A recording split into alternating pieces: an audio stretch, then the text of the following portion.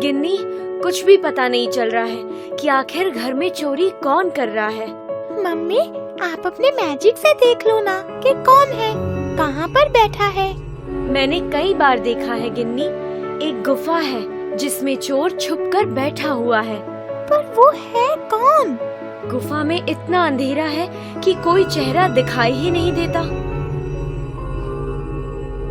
ओह, फिर तो कुछ नहीं हो सकता। पर गिन्नी, ऐसा कब तक चलेगा? अच्छा, अब तुम सो जाओ, रात काफी हो गई है, मैं ही कुछ देखती हूँ। मम्मी को बहुत चिंता हो रही है, ये चोर कौन हो सकता है? लगता है चोर के पास भी लाइट नहीं है, जिसकी वजह से वो अंधेरे में ही रहता है। हाँ, अब लाइट बंद हो गई है ना, अब चोर आया है।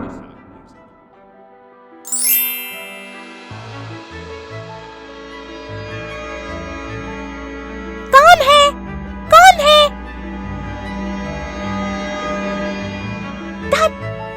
लगता है भाग गया।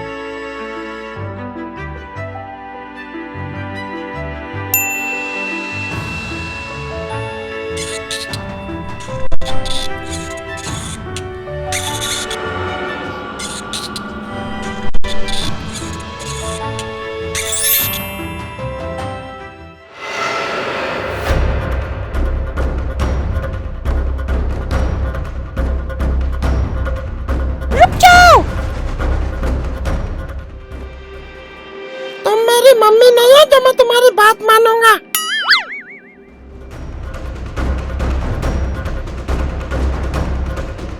बाहर आओ, मैं तुम्हें कुछ भी नहीं कहूंगी।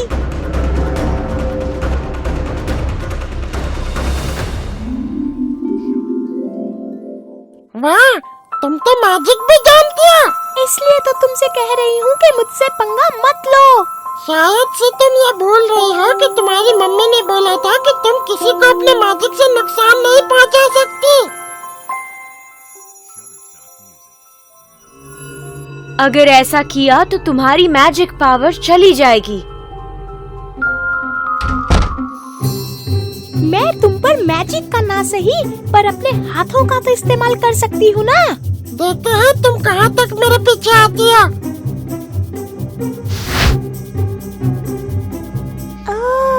तो वही है वो गुफा का रास्ता जिसमें ये चोर रहता है।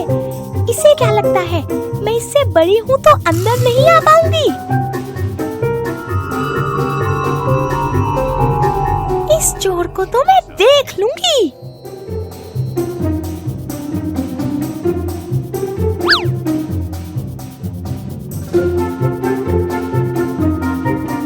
ओह, तो वहाँ इकट्ठा किया है इसने हमारे घर का सारा सामान।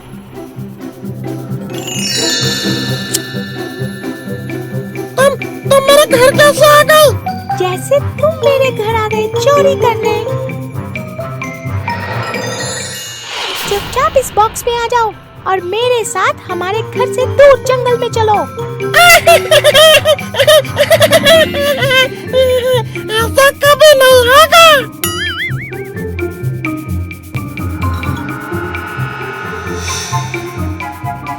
आज तो तुम्हें कोई नहीं बचा सकता। अब कुछ तोड़ फोड़ तुम्हारे घर में भी हो जाए। ये तो चीटिंग है।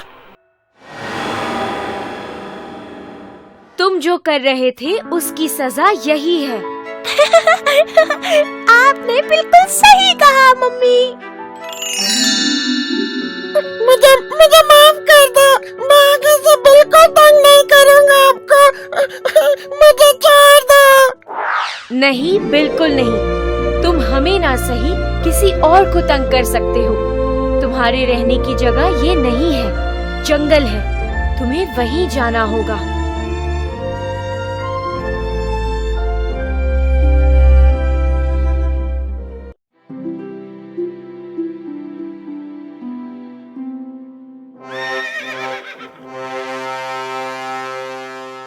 एक दिन की बात है, राजकुमार इंद्र अपने दोस्तों के साथ शिकार पर निकले थे।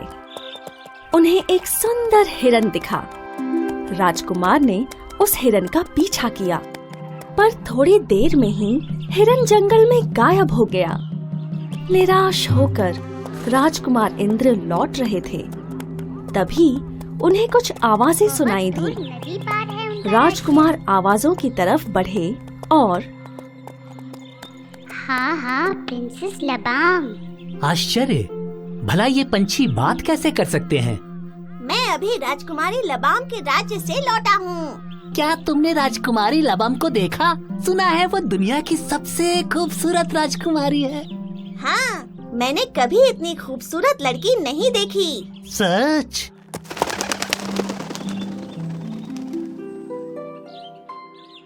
रुको रुको, मुझे बताओ, ये राजकुमारी लबाम कहाँ रहती हैं? अब तक सभी पक्षी उड़ गए और राजकुमार इंद्र निराश हो गए। राजकुमार इंद्र अपने राजमहल लौट आए।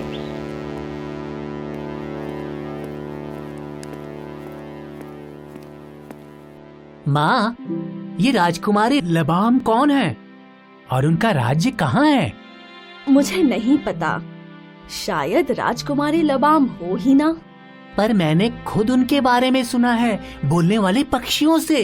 क्या मैंने बोलने वाले पक्षी सुना?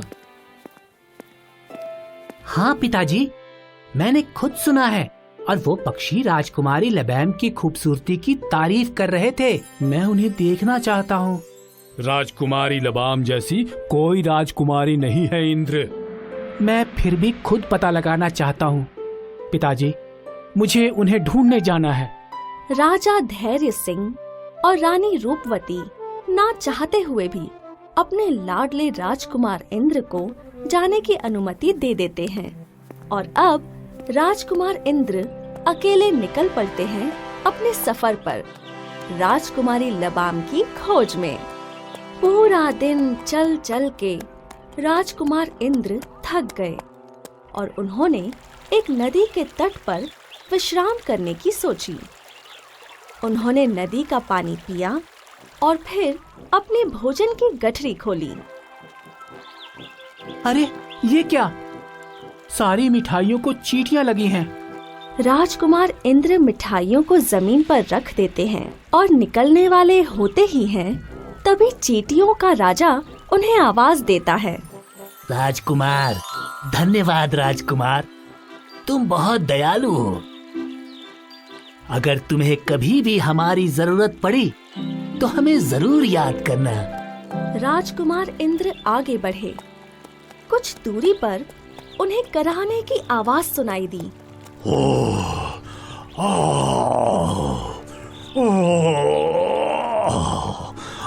वहाँ एक शेर दर्द के मारे कराह रहा था।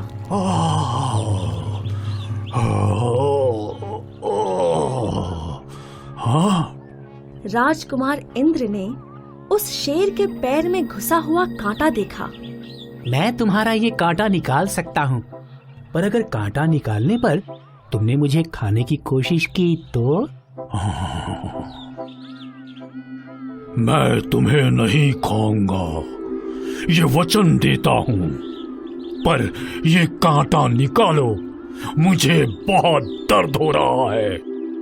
शेर का वादा सुन राजकुमार इंद्र उसकी मदद करते हैं। पर जब वो कांटा खींचते हैं, तब शेर जोर से दहाड़ता है और शेरनी भागी भागी आती है। शेरनी राजकुमार इंद्र पर हमला करने ही वाली होती है। इसने मेरी मदद की है, ये दुश्मन नहीं है। इसने तो मेरे पैर में चुभा हुआ कांटा निकाला। शेरनी शांत हुई और धन्यवाद, तुम बहुत बहादुर हो। अगर हम तुम्हारी कभी मदद कर सकें तो हमें बहुत खुशी होगी। राजकुमार इंद्र ने अपना सफर जारी रखा। वो दिन रात चलते रहे। जंगल में उनकी नजर एक कुटिया पर पड़ी। वहाँ राजकुमार को एक फकीर दिखाई दिया जो बीमार था। पानी, पानी। ये लीजिए बाबा, पानी पीजिए। शुक्रिया बेटा, मेरा कोई वारिस नहीं है। अब मेरी तीनों जादुई चीजें तुम्हारी हुई। जादुई कालीन, ये तुम्हें जहां चाहे वहां ले जाएगा। जादुई झोला, इसमें से तुम जो चाहो वो तुम्हें मिल जाएगा, जैसे धन, दौलत। और ये आखिरी जादुई तलवार, इसे जरा संभल के इस्तेमाल करना, क्योंकि इसके वार से कोई नहीं बच सकता। तीनों जादुई चीजें पाकर राजकुमार बहुत खुश हुए। जादुई कालीन, मुझे राजकुमारी लबाम के राज्य ले चलो। अब राजकुमार इंद्र राजकुमारी लबाम के राज्य में थे। उन्होंने यहाँ वहाँ पूछताछ की और शाम होने की राह तकने लगे। शाम हुई और राजकुमारी बालकनी में आई। राजकुमारी लबाम बहुत खूबसूरत थी। राजकुमारी लबाम बहुत सुंदर है, इन्हें नजदीक से देखना चाहिए। राजकुमार इंद्र उनकी खूबसूरती से मोहित हो गए। आधी रात का वक्त था और राजकुमार अपने जादुई कालीन पर बैठे। जादुई कालीन, मुझे राजकुमारी लबाम के कमरे में ले चलो।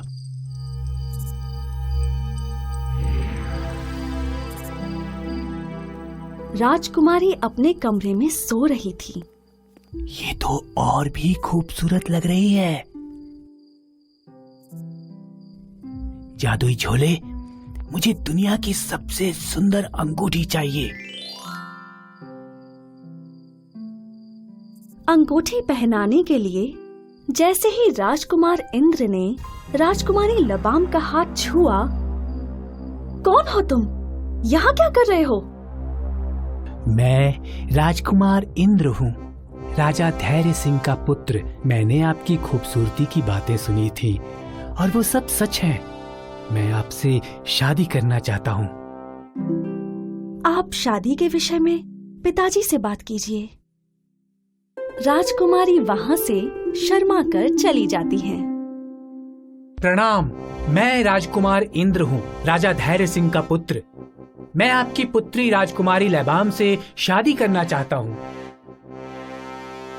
मेरी पुत्री से शादी करने के लिए मेरी 3 शर्तें पूरी करनी होंगी। क्या तुम्हें ये मंजूर है? हाँ राजा जी, मंजूर है। मेरी पहली शर्त है, तुम्हें 10 बोरी सरसों के दानों का 1 दिन में तेल निकालना है। राजकुमार इंद्र ने हाँ तो बोल दिया, पर अब सेवक उन्हें तेल निकालने की चक्की के पास ले गए और अब राजकुमार इंद्र सोचने लगे कि इतने सारे सरसों के दानों से तेल कैसे निकालें। तभी उन्हें चींटियों की याद आई।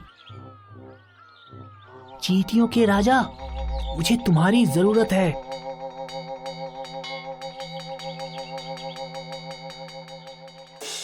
बोलिए राजकुमार, हम आपकी क्या मदद करें? मुझे इन सारे सरसों के दानों का तेल निकालना है। ये काम हम कर देंगे, आप आराम कीजिए। मेहनती चींटियां बड़ी फुर्ती से सरसों का तेल निकालने लगीं और कुछ ही घंटों में सारे सरसों के दानों का तेल निकल गया। राजकुमार इंद्र खुश थे कि पहली शर्त पूरी हुई। हमारे राज्य के अंत में एक गुफा है, वहां 2 दानव हैं। तुम्हें उन दोनों दानवों को मारना है। ये मेरी दूसरी शर्त है। राजकुमार इंद्र गुफा के बाहर पहुंचे और उन्हें डरावनी आवाजें सुनाई दी। तभी उन्हें शेर और शेरनी की याद आई। शेर और शेरनी, मुझे तुम्हारी मदद की जरूरत है।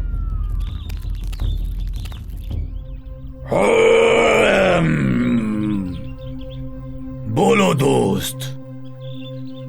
मुझे इन दोनों दानवों का अंत करना है। ये हम पे छोड़ दो, आज हम भर पेट खाएंगे।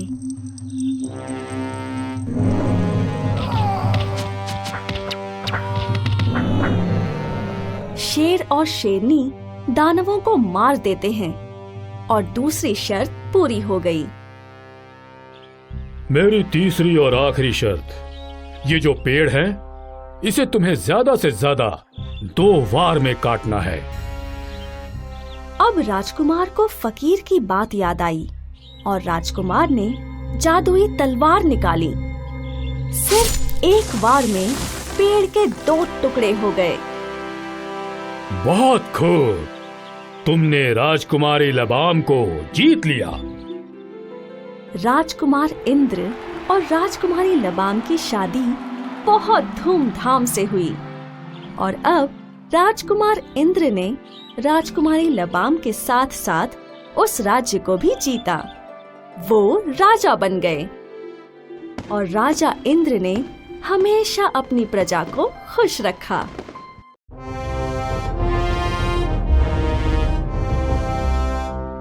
एक राजा की 3 बेटियां थीं और राजा अपनी तीनों बेटियों से बहुत प्यार करता था। और राजकुमारियां भी अपने पिताजी का बड़ा ख्याल रखती।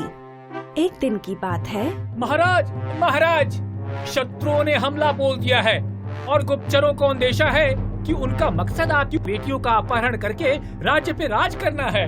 सेनापति, तुम एक काम करो, मेरी बेटियों को जंगल में ले जाओ और जब तक मेरा आदेश नहीं आए वहीं रहो। सेनापति ने महाराज का आदेश माना और वो राजकुमारियों को जंगल ले गया। मुझे बहुत भूख लगी है, तुम हमारे लिए कुछ खाने के लिए लाओ सेनापति। जो आज्ञा। शाम हो गई और सेनापति अब तक लौटा नहीं, तो राजकुमारियां उसे खोजने निकल पड़ी।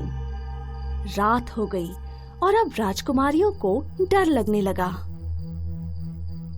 राजकुमारियां रथ के पास लौटकर राह तकते तकते सो गईं। भोर के समय अचानक छोटी राजकुमारी बालना आवाज से उठी। वो डर गई। राजकुमारियां उठ गईं और अब उनके सामने राजकुमार खड़े थे जो जंगल में शिकार कर रहे थे। राजकुमारियों ने उन्हें पूरा किस्सा बताया।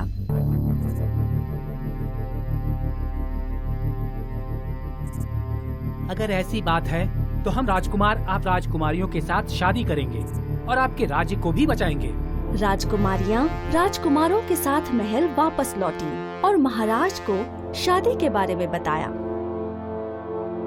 ये तो बहुत खुशी की बात है कि आप मेरी बेटियों के साथ शादी कर हमारा राज्य बचाएंगे। राजकुमारियों की शादी राजकुमारों के साथ बड़ी धूमधाम से हुई। राज्य में जलसा हुआ। 1 साल बाद छोटी राजकुमारी बालना को लड़की हुई। क्योंकि ये नन्ही राजकुमारी सबकी चहेती है और सभी इससे बहुत प्यार करते हैं, इसीलिए इसका नाम प्रीत है। प्रीत कुछ महीनों की थी और उसके पिता शिकार करने जंगल निकल पड़े। 1 महीना हो गया, प्रीत के पिताजी जंगल से लौटे नहीं। हम भी जंगल जाएंगे और हमारे छोटे भाई भैरव को ढूंढेंगे। भाई जंगल तो चले गए पर उनमें से कोई भी नहीं लौटा। अब प्रीत 1 वर्ष की हो गई थी और आंगन में खेल रही थी। तब एक फकीर आया। भिक्षा, भिक्षा दे दो। बालना महल में जाकर कुछ फल लेकर लौटी है। फकीर बालना की खूबसूरती से बहुत आकर्षित होता है। वो रूप बदलता है। तुम तो बहुत खूबसूरत हो, तुम्हें मेरी पत्नी बनना चाहिए। मेरे पति राजकुमार भैरव अभी भी जिंदा हैं और मैं तुम जैसे पाखंडी की पत्नी हरगिज नहीं बनूंगी। बालना की बातों से जादूगर को गुस्सा आता है। वो बालना को अपने साथ लेकर चला जाता है।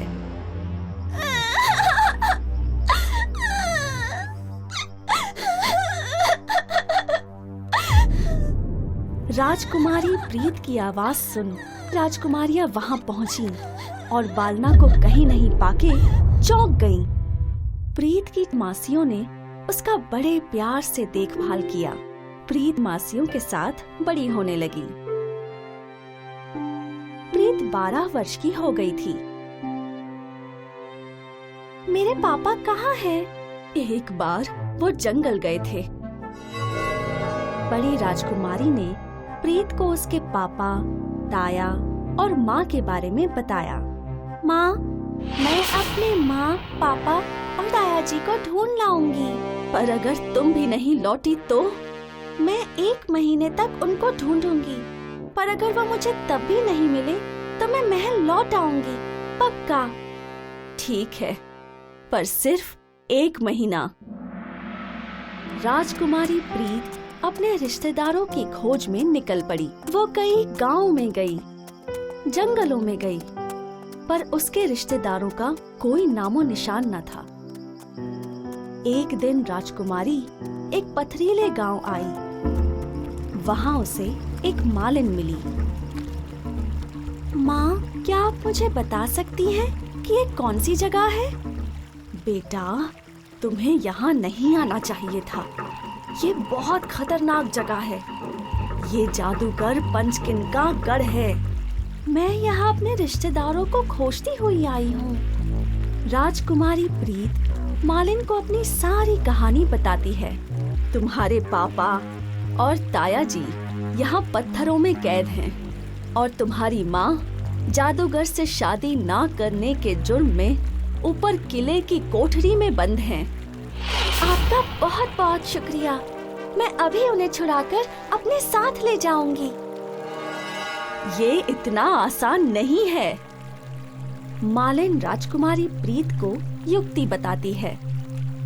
कुछ देर बाद राजकुमारी प्रीत मालिन की बेटी बनकर किले तक पहुंचती है और सिपाहियों की आंख बचाकर कोठरी तक पहुंच जाती है। बालना कोठरी में कैद है।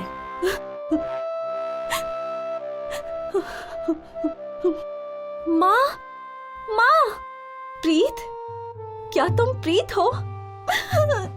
हाँ माँ। तुम्हें यहाँ नहीं आना चाहिए था मेरी बच्ची। यह शैतान जादूगर तुम्हें भी कैद कर लेगा। बिल्कुल नहीं माँ, पर आपको मेरी मदद करनी होगी। आपको जादूगर को बोलना होगा कि आप उससे शादी करेंगी और फिर उससे उसकी शक्ति के रहस्य उगलवाने होंगे। ठीक है बेटा। जादूगर पंचकिन, मैं तुमसे शादी करने के लिए तैयार हूँ। अचानक? पर कोई नहीं, देर आए दुरुस्त आए। शायद तुम्हें समझ आ गया कि तुम्हारा पति अब कभी नहीं लौटेगा। मैं तुमसे कल ही शादी करूंगा। मुझे थोड़ा वक्त चाहिए। मैंने अब तक तुमसे सिर्फ नफरत की है। तुम्हें जानने और समझने में थोड़ा वक्त तो लगेगा। ठीक है। क्या तुम अमर हो या तुम शरीर बदल सकते हो या अपना शरीर त्याग के दूसरे शरीर में प्रवेश कर सकते हो? इतने सारे सवाल। मैं आम लोगों से अलग तो हूँ, पर मैं अमर भी नहीं हूँ। मेरी जान पूर्व के जंगल में नीलगिरी के पेड़ पर रहने वाले एक तोते में है। जब तक वो जीवित है, मुझे कुछ नहीं हो सकता। अगले दिन राजकुमारी प्रीत लौटी और बालना ने उसे सारा किस्सा बताया। अब तो मैं आपको, पापा और ताया जियों को जरूर आजाद करूंगी। प्रीत जंगल में गई। वहाँ उसे एक नीलगिरी के पेड़ पे रहने वाला तोता दिखा। वो रहा, और वो बहुत ऊपर बैठा है। प्रीत ने अपने जेब से मिठाई का टुकड़ा निकाला और पेड़ के पास एक पत्थर पर रख दिया। थोड़ी देर में तोता नीचे आया। और प्रीत ने लपक के उसे पकड़ लिया और झट से उसकी गर्दन मरोड़ दी। जादूगर मर गया और उसका सारा जादू उलट गया। सभी लोग मुक्त हो गए। प्रीत को अपने रिश्तेदार मिले और अपने माँ बाप भी। प्रीत 1 महीने के भीतर महल लौट आई, वो भी पूरे राज परिवार के साथ। और फिर वो हमेशा साथ साथ खुश रहे।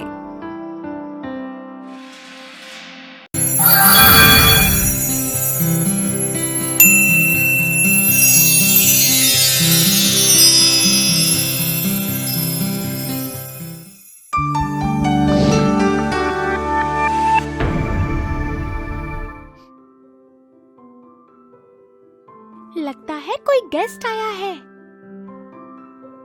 आओ आओ गिन्नी, तुम्हारा ही इंतजार कर रहे थे। आओ बॉमी, तुम भी आओ। Hello uncle. हेलो बेटा।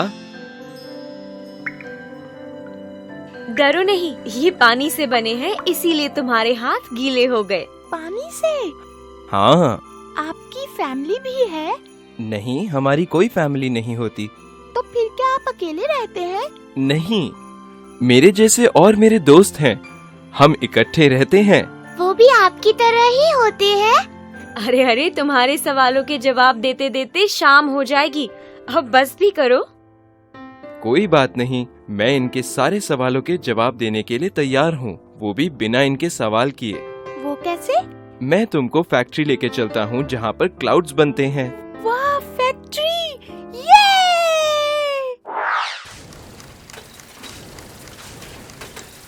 आप सब इधर आओ, मैं आपको बताता हूँ क्लाउड्स कैसे बनते हैं। ये क्या है? इसे स्टीम कहते हैं। ये पानी से ही बनती है। धरती का पानी जब सूरज की गर्मी से स्टीम बनकर ऊपर आता है तो वो सब इकट्ठा होके क्लाउड बन जाता है। अच्छा, क्लाउड पानी से बनता है। इसीलिए जब गिन्नी ने आपसे हाथ मिलाया था तो उसके हाथ गीले हो गए थे। हाँ, बिल्कुल ठीक। क्लाउड्स बनने के बाद सब क्लाउड्स आकाश में जाते हैं और मिलकर फिर से पानी बनकर बारिश के रूप में धरती पर वापस चले जाते हैं, जिससे धरती पर खेती होती है, पीने के पानी की कमी दूर होती है। लगता है पोल्यूशन फिर से आ गया। वो कौन है? पोल्यूशन ही है जो बारिश के वक्त क्लाउड्स के पानी को गंदा करता है, जिससे बारिश का पानी खराब हो जाता है। आप बच्चों को उस ग्लास वाले रूम में ले जाओ। तुझे कितनी बार कहा है कि तू यहाँ नहीं आएगा? चला जा यहाँ से, वरना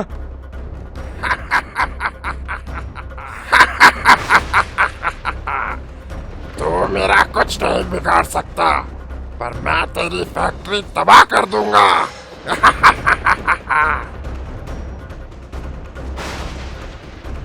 लगता है तू ऐसे नहीं मानेगा।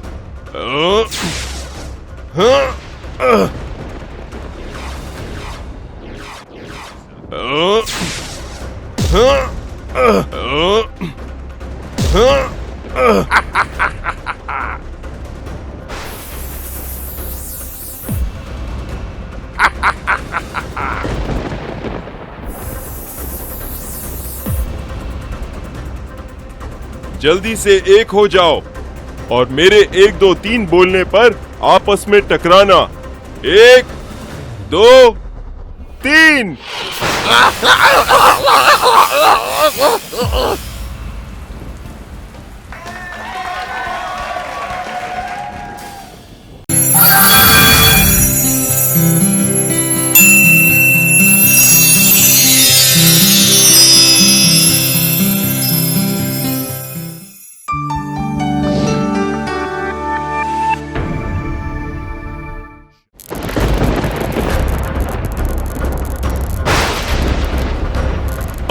मैं तुझे नहीं चलाऊंगा। कौन सा तेरे से डरता रहा? देखो, मत लड़ो, लड़ने से तुम दोनों का ही नुकसान होगा। तुम दोनों मेरी बात क्यों नहीं सुन रहे? ओफो, मुझे खुद ही जाकर इन्हें रोकना होगा। रुक जाओ!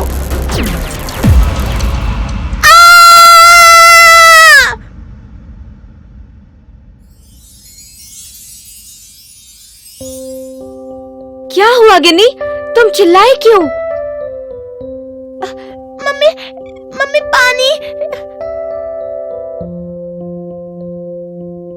ये लो। क्या हुआ, कोई सपना देखा क्या?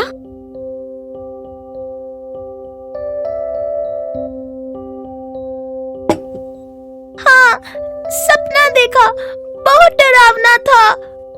क्या देखा सपने में गिन्नी? कैसे बताऊं? मुझे कुछ समझ में नहीं आया कि क्या था। अगर तुम्हें याद है कि क्या हुआ था तो बता दो, क्या पता मैं कुछ तुम्हें बता पाऊं।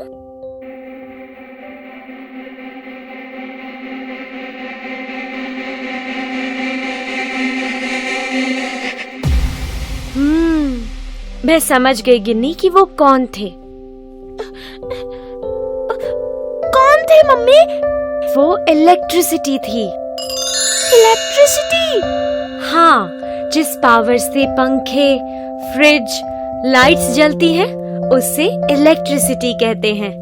पर माँ, जब मैंने उनको रोकने की कोशिश की तो मुझे झटका क्यों लगा?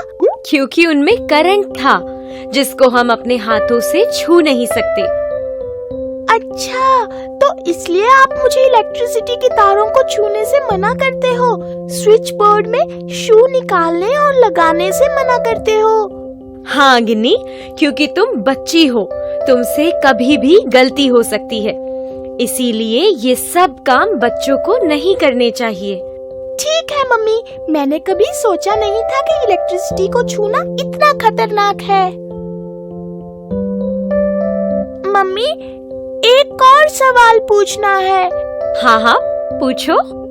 अगर हम इलेक्ट्रिसिटी को छू नहीं सकते तो फिर मैं उनका झगड़ा कैसे छुड़ाती? मैजिक से? ये काम मैजिक से भी नहीं होता। इलेक्ट्रिसिटी का झगड़ा छुड़ाने के लिए ये समझना जरूरी है कि किन किन चीजों से इलेक्ट्रिसिटी क्रॉस होकर तुम्हें नुकसान पहुंचा सकती है और किन चीजों से नहीं। हाँ, ठीक कहा। जैसे रबर से इलेक्ट्रिसिटी क्रॉस नहीं होती, इसलिए हम रबर के ग्लव्स पहन सकते हैं, शूज पहन सकते हैं। लकड़ी से क्रॉस नहीं करती, इसलिए हमेशा लकड़ी की सीढ़ी या स्टूल का इस्तेमाल करना चाहिए। प्लास्टिक से भी क्रॉस नहीं करती, इसीलिए सब स्विच बोर्ड प्लास्टिक के बने होते हैं। और इलेक्ट्रिसिटी किन चीजों से क्रॉस कर सकती है? लोहा और पानी। पानी से भी? हाँ, पानी से भी। अगर हम गीली लकड़ी इस्तेमाल करते हैं इलेक्ट्रिसिटी पर, तो फिर उससे भी करंट लग सकता है क्या? बिल्कुल सही कहा। तो अब तुम सारी बातें समझ गई हो। तो अब जल्दी से सो जाओ, क्योंकि अभी भी सुबह होने में बहुत वक्त है। ठीक है मम्मी, अब मुझे डर नहीं लग रहा। आप जाओ। अगर अब इलेक्ट्रिसिटी मेरे सपने में आएगी तो मैं रबर के ग्लव्स और शूज पहनकर लकड़ी के डंडे से उसकी पिटाई करूंगी। और वो लकड़ी गीली नहीं होनी चाहिए।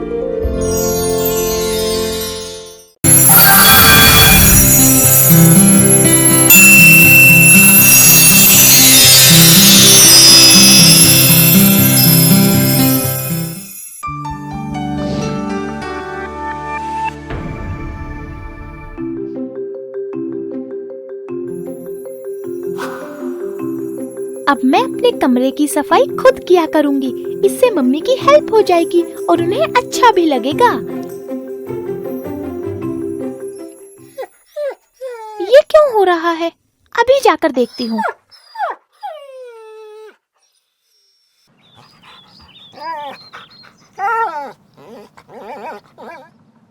ओह, लगता है इसकी टांग में दर्द है।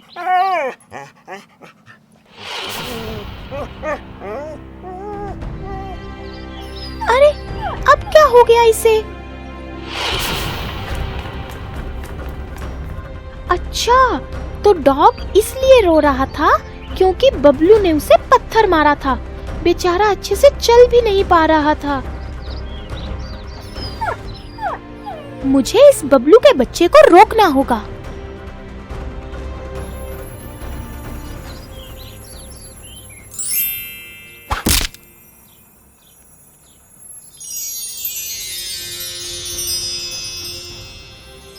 बबलू, तुम उस डॉग को क्यों मार रहे हो?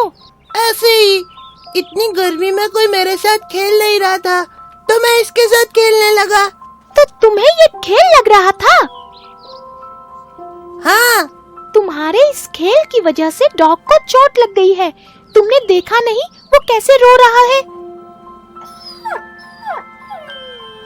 तुम्हें ये समझना होगा कि तुम अपने खेल में किसी को नुकसान नहीं पहुंचा सकते। हाँ हाँ ठीक है। बबलू!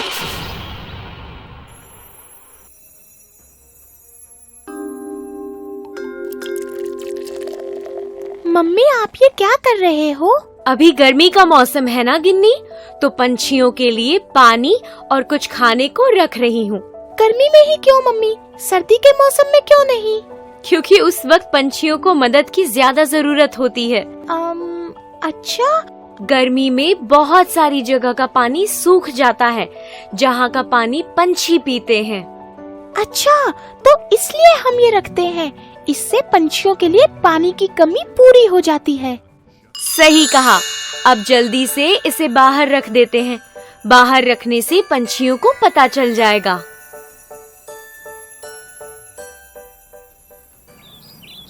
मम्मी, अब इन कटोरों में पानी और दाने डालने का ध्यान मैं रखूंगी। ठीक है।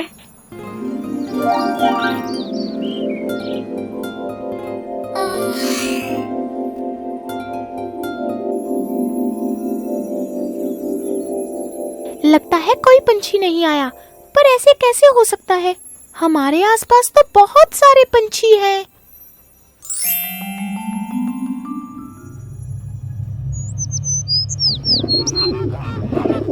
ओह, तो बबलू की वजह से यहाँ कोई पंछी नहीं आ रहा। बबलू का कुछ करना पड़ेगा। अब खेल के मजा आएगा। खेल तो अब तुम्हारे साथ होगा बबलू।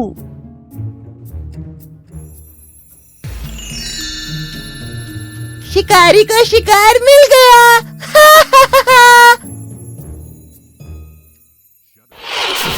अब तुमने मुझ पर पहले हमला किया है। अब मैं तुझे नहीं छोड़ूंगी बबलू। मुझे माफ कर दो, मुझे माफ कर दो। मैं फिर कभी ऐसा खेल किसी के भी साथ नहीं खेलूंगा। नहीं नहीं बबलू, ये खेल तो बहुत अच्छा है। चलो ना, थोड़ा और खेलते हैं।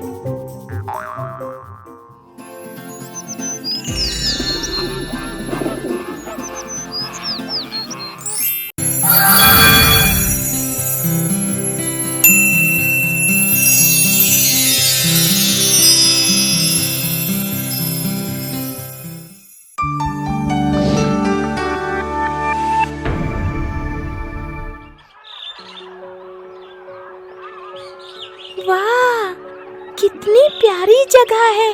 कितनी शांति है यहाँ पर। आज हम आए हैं कहाँ?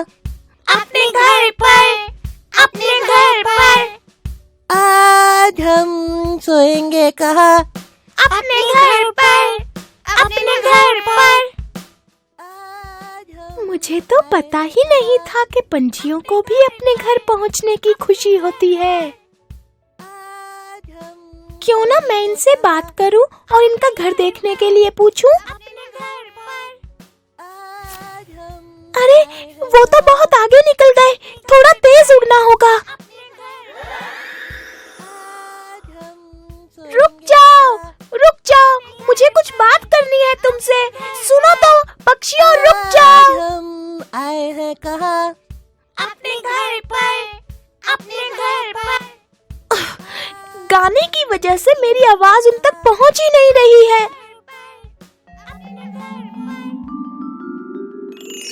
आज हम आए हैं कहाँ? अपने घर पर। घर पर।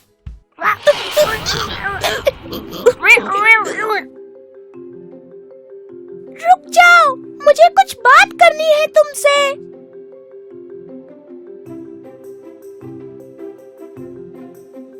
अभी जो सब की आवाज के साथ हुआ वो सब तुमने किया था? मुझे माफ कर दो, वो मैंने ही किया था। क्यों? मैं आपको बुला रही थी, पर आपके गाने की वजह से आवाज आप तक पहुंच ही नहीं रही थी। क्यों बुला रही थी तुम? मैंने आपका गाना सुना तो मेरा मन हुआ कि आप जिस घर की बात कर रहे हैं क्यों ना उसको देखा जाए। कहीं तुम हमारे घरों को नुकसान तो नहीं पहुंचाना चाहती? नहीं नहीं, मैं तो आपकी दोस्त बनना चाहती हूँ। अगर आपको लगता है कि मैं नुकसान पहुँचा सकती हूँ। नहीं नहीं, ऐसी बात नहीं। देखने में तुम अच्छी ही दिख रही हो। बस वो आवाज के साथ जो हुआ उसकी वजह से थोड़ा डर लगा।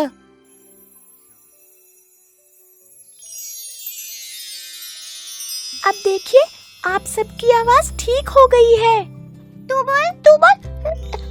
अरे हाँ, सच में आवाज ही आ गई तेरी तो।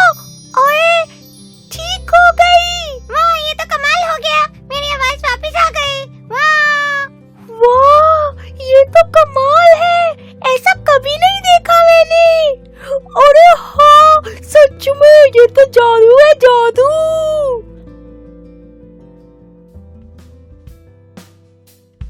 आज हम आए हैं कहाँ? अपने घर पर, अपने घर पर। आज हम सोएंगे कहाँ? अपने घर पर, अपने घर पर।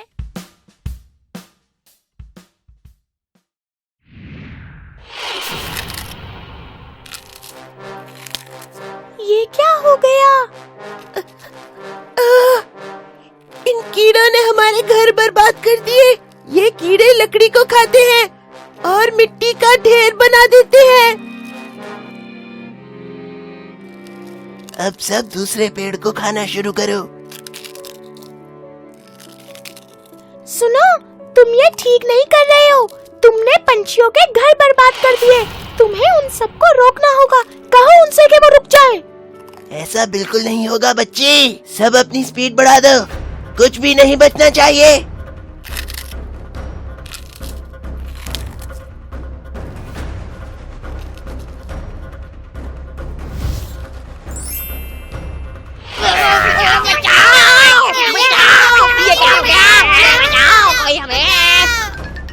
ये तुमने क्या किया? अब तुम सबका भी यही हाल होगा। हमें माफ कर दो। हम कभी वापस नहीं आएंगे।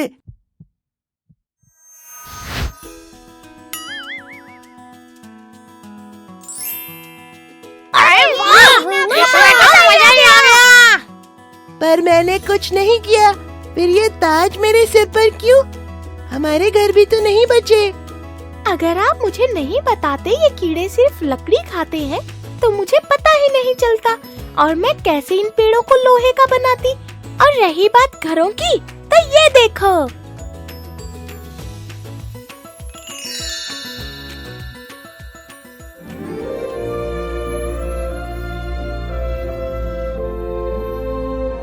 शुक्रिया, तुमने हम सबके लिए इतना कुछ किया। हम सब दोस्त हैं और दोस्तों को कभी शुक्रिया नहीं बोला जाता। अब जल्दी चलो और आप भी अपना घर देख लो।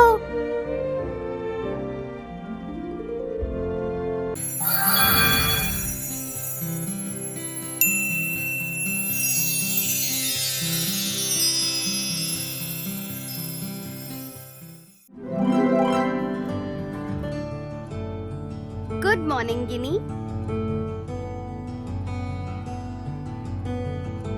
गिनी, मैंने क्या सिखाया है? भूल गए आप? सॉरी मम्मी, मैंने आपको गुड मॉर्निंग का जवाब नहीं दिया। Very good morning. चलो अब जल्दी से रेडी हो जाओ। पार्क चलना है ना? पार्क? हाँ, आज मैं आपको उड़ना सिखाऊंगी। नहीं नहीं मम्मी, मुझे डर लगता है। अरे, इसमें डरने की क्या बात है? मैं हूँ ना तुम्हारे साथ। मुझसे नहीं होगा मम्मी, मैं पक्का गिर जाऊंगी। देखो गिनी, अगर तुम ऐसे ही डरती रहोगी और कोशिश नहीं करोगी तो कैसे उड़ पाओगी? पर जब मैंने भी पहली बार उड़ना सीखा था तब मुझे भी डर लगा था, पर आज मैं उड़ रही हूँ ना। देखो, अगर मैं तुम्हारी तरह ही डरकर बिस्तर में घुस जाती तो आज मैं कैसे उड़ पाती? और दूसरी बात ये कि मैं तुम्हारे साथ हूँ ना। जी, तो फिर कैसा डर? मुझे पता है कि आप मेरे साथ हैं, आप मुझे गिरने से बचा लोगे, पर फिर भी डर लग रहा है। ये सिर्फ तुम्हारे साथ नहीं हो रहा, सबके साथ होता है। अच्छा? हाँ, जब भी चाहे कोई छोटा हो या बड़ा कुछ नया सीखता है या कुछ नया काम करता है, उसे डर तो लगता ही है। पर ऐसा क्यों? क्योंकि वो खुद पर शक करता है कि उससे अच्छे से होगा या नहीं। कई तरह के सवाल दिमाग में आने लगते हैं। फिर चाहे उसका साथ देने के लिए बहुत लोग हों, पर जितनी देर तक उसको खुद पर विश्वास नहीं होता तब तक वो डरता ही रहता है। आप अपने दिमाग में आ रहे सारे सवालों के बारे में सोचना बंद कर देते हैं और खुद को समझाते हैं कि आप ये काम कर सकते हैं। फिर उस काम को करना शुरू करते हैं। उसमें मिलने वाली हार से निराश न होकर आप कोशिश करते रहते हैं। जैसे ही थोड़ी सी सफलता मिलने लगती है तो आपका विश्वास बनने लगता है कि आप ये काम कर सकते हैं। अच्छा मम्मी, ज्यादा ना सोचे, बस काम करना शुरू कर दे। हाँ, बिल्कुल ठीक। तो चले फिर पार। गिनी, जैसे ही मैं तुम्हें ऊपर उछालूं, तुम अपने विंग्स चलाना शुरू करना, ठीक है?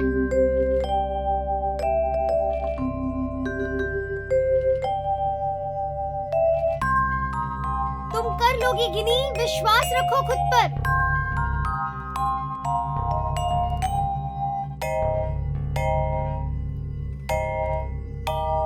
मैं कर लूंगी, मैं कर लूंगी।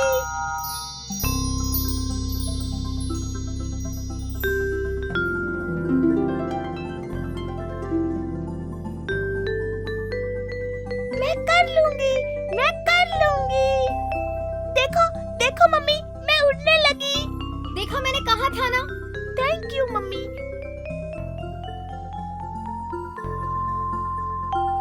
गिनी, ज्यादा ऊंचा मत जाओ। रुक जाओ गिनी, गिर जाओगी। मम्मी, डरिए मत, मैं कर लूंगी। हेलो, मैं हूँ गिन्नी। अगर आपको ये कहानी पसंद आई तो हमारे चैनल को लाइक कीजिए, सब्सक्राइब कीजिए और शेयर कीजिए, और हर रोज देखिए ऐसी ही अच्छी अच्छी कहानियाँ।